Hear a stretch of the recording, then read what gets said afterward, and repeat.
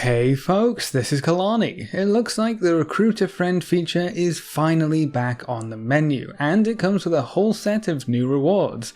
I don't think any of the old mounts or rewards are currently available, but some of this new stuff might make you forget that we had old rewards in the first place. The very first holiday world event thingy just started up in Classic, which is really weird because we don't get any form of heads up about that kind of thing over in the days of Warcraft past.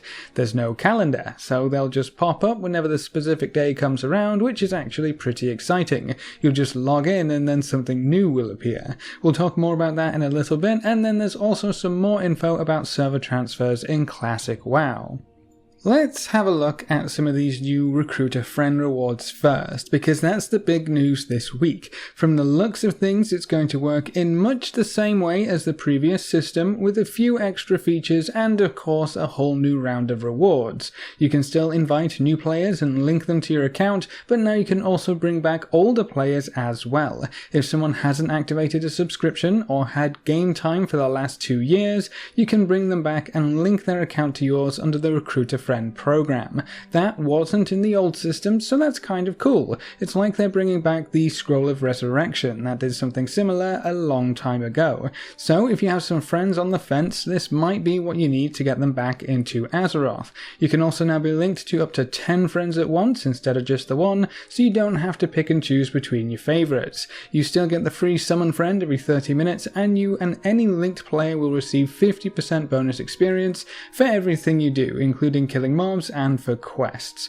I was very interested to see if they would bring this back at the 50% mark or maybe something a little higher. It used to be a 300% bonus to experience a few expansions ago, but I guess they think that was just a little too high for the current version of the game. I would probably agree with that assessment, even if it was fun to level from 1 to 60 in just a few hours. So, what kind of new rewards are we looking at? Well, there's game time, as you might expect, as well as a pet, some transmog gear, 1 ground mount, and a flying mount. To earn these rewards, you'll need to have linked friends who pay for game time. Every friend that pays for 1 month while linked to your account will give you a month's worth of rewards. So, if you have one friend and they pay for 1 month, you get the first reward. If you have one friend who pays for 5 months, you get 5 months worth of stuff.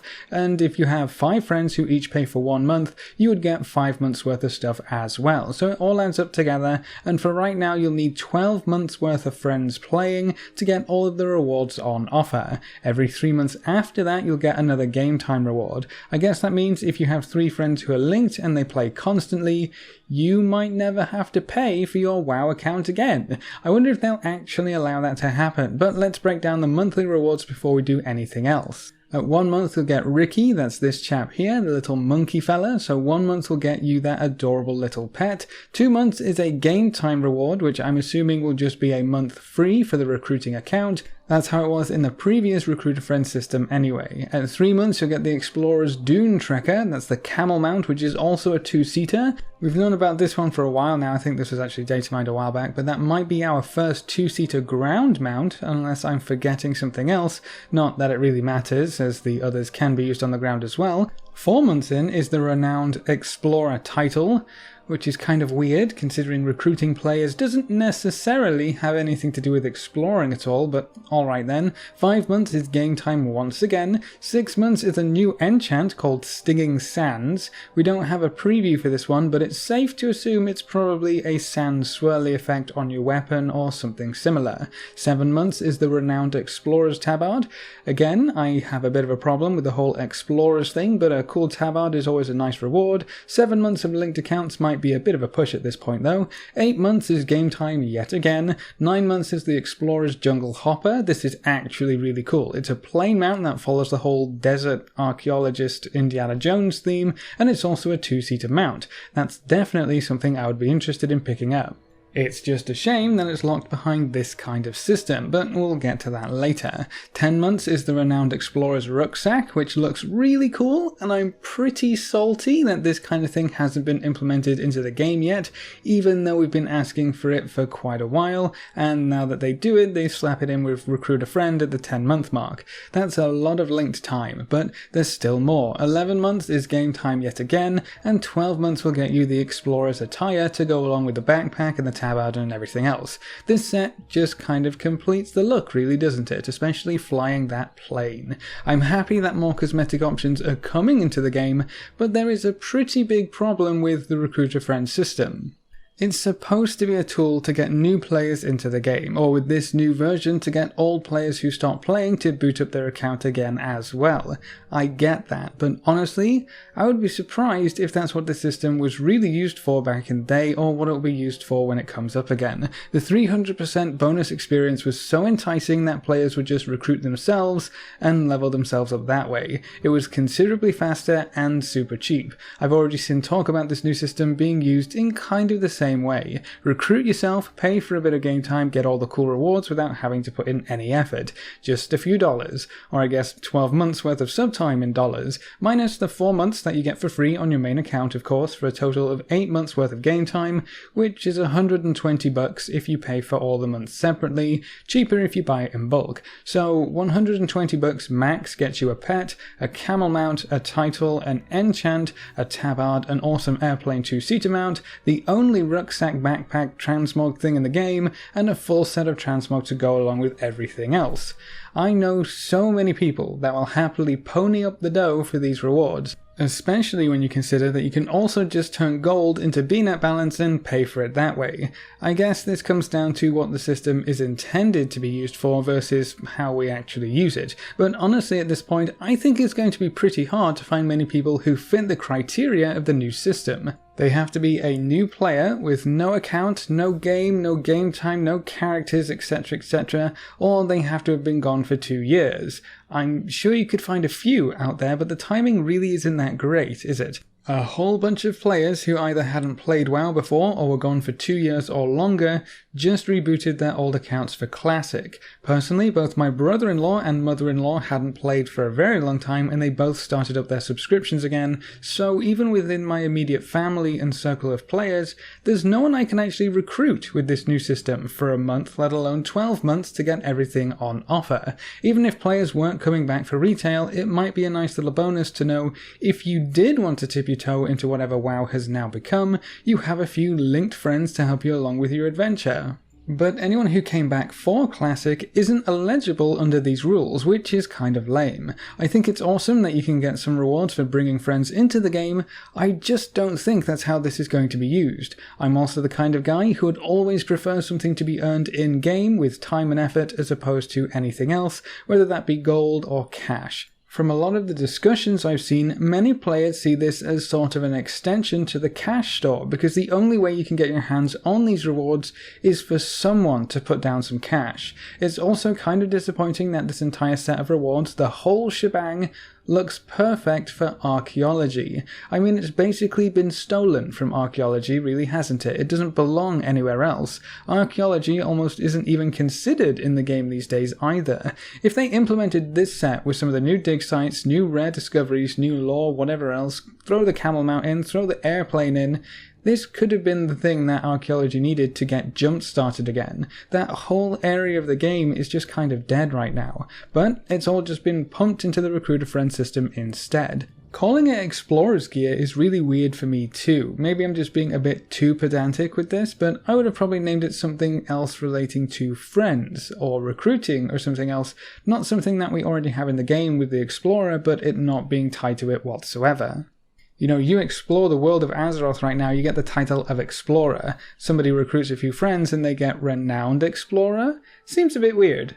Now, if you're just interested in classic World of Warcraft right now, you don't have to worry about any of this. Recruit a Friend is for retail only. You won't see anyone summoning their friends or leveling up super fast in classic, and you won't see any of these rewards over there as well. Even if you get these rewards for yourself, you will only be able to use them in battle for Azeroth. What you do have to look forward to in classic is the very first holiday event. Alright, I guess it's kind of cheeky calling it a holiday event, because it is kind of a holiday event, but it's a pretty small one. But hey, we do have Halloween and Christmas events just over the horizon, so that should be a blast. The current event is the Harvest Festival, where players take time to honour a long-lost hero for both factions. The Horde will be honouring Grom Hellscream, while the Alliance will be honouring Uther Lightbringer. During the event, you can find tables outside of Ironforge and Orgrimmar which are laden with free food. You can grab some food and water, which will restore 2% of your health or mana per second for 25 seconds.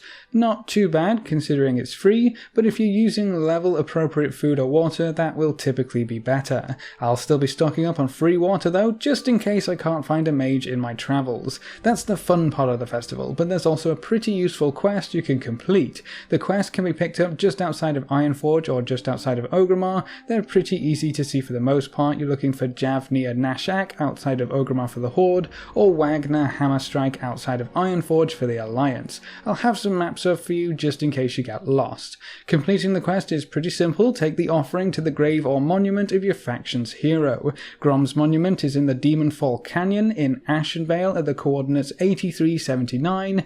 Again, here's a map for you. I don't play Horde sadly in Classic, so that's all I can do for you right now. On the Alliance side, you have a bit more of a trek. You need to go up to the Western Plaguelands to find Uther's tomb. That's at about 5182 on the Western Plaguelands map. It's not too bad of a run from South Shore or the Chillwind camp if you have that flight path, but you will have to run past level 50 mobs. That means a few deaths for most of us, but it will be worth it in the end. Probably. After you give your tribute to the appropriate hero, you can head back to your city where you picked up the quest, where you receive 6,600 experience and a story about your hero. You'll also get some food in the mail later on apparently, but 6.6k experience is a really good chunk for completing a single quest for most levels, though you will need to be at least level 30 to pick up the quest in the first place. So if you're high enough to get this done and you fancy grabbing some almost free experience, go get your tribute and pay your respects. This event will last until September 16th or the 17th, we're not too sure. The event on live lasts until the 17th, but I think it started a day early on Classic. We don't have a calendar to help us keep track of this kind of thing, so I would probably play it safe and get this done as early as you can. And then the last thing I wanted to touch on was the huge ramp up of classic World of Warcraft server transfers. These are free migrations, so you don't have to pay anything for them, and there's currently no limit on how many characters you can move, but you are strictly limited to your server destinations. Previously, the most populated servers had one-way transfer enabled to try and encourage players to get off the full servers over to some brand new servers that were just given life. Those were a time-limited dealio, and that time has passed, but I guess Blizzard didn't think enough players took the bait and switched servers to avoid the long queue times because they're basically opening the floodgates this time around. Pretty much every original server, and by original I mean any server that has already been booted up prior to these server transfers, that's any of the ones available for the initial character reservation, plus the extra ones that went live before the game launched, plus everything that went up in the launch week. 20 servers total right now have transfers available for the North American region,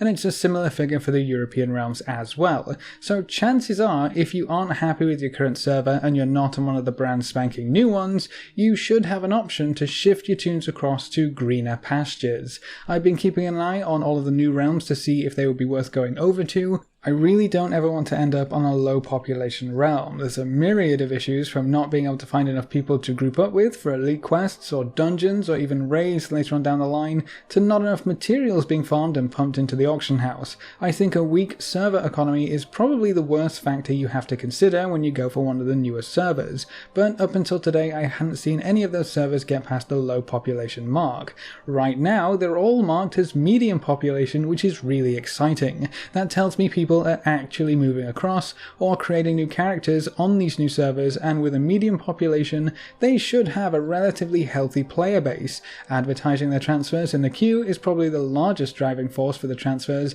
and I don't think the dev team could really have picked a better place to get the word out there. Now I know a lot of the servers on this list don't have queues most of the time, which means you might not even know about the option to transfer. I'll give you a link to the North American Blue Post and the European Blue Post so you can check your server, see where you can transfer to, and then you can decide whether a transfer is right for you. You might want to take your friends and guilds across to a different home, or you might want to swap for reasons like faction imbalance, or you might just be tired of your server or might want a better named server.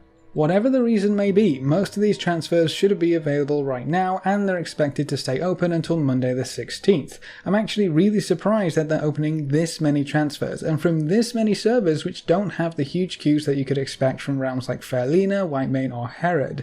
If there aren't any queues, should transfers be available? I wonder if any of these realms will actually lose a good chunk of their population and go from a high pop realm down to a medium pop realm. It looks like Blizzard has almost gone against what they initially said they wanted to do, keep things a little more strict, a healthy population on every server, and only opening up new servers when they really need to. Or maybe they're still worried or scared about how many players each server still has. With layering we can spread everyone out, but when phase 2 rolls around, layering will be turned off permanently. That puts everyone into the same layer effectively, which could mean the return of very long queue times in phase 2 if the classic player base doesn't spread out amongst all of the servers that are available. I guess we'll have to wait and see how that all pans out, but I think it's safe to say that if we see any massive queues like we did at launch, the dev team would probably open up free transfers to any of the lower pop realms once again. But that's all I wanted to talk about in this video. Are you excited to see the return of some of the older world and holiday events in classic WoW? What do you think of the new recruit a friend rewards? Are they something you can get behind, or do you think they're still not quite hitting the mark? Leave all your thoughts in the comments section below. A big thank you to all of our supporters over on Patreon. You can see the names floating by on screen. If you want to join these other guys and gals, you can find a link in the description below. Remember to leave a like just below the video before you leave, and if you want to see more, make sure to subscribe. But apart from that, thanks for watching folks, good luck and have fun, and as always I will see you next time.